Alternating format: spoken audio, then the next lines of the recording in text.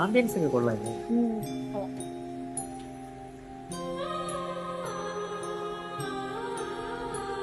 സാറേ കഴിക്കാൻ തോന്നുന്നു. കഴിക്കാൻ എന്തൊക്കെയുള്ളേ?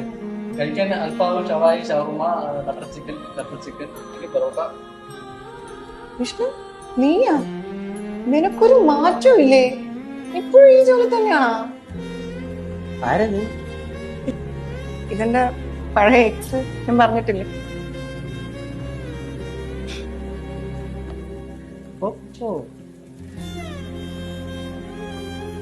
വെയിറ്ററാണല്ലേ?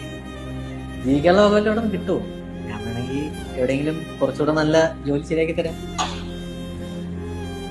ഇതാരാണെന്ന് അറിയാമോ? ഇതെന്റെ ഫിയാൻസിയാണ്.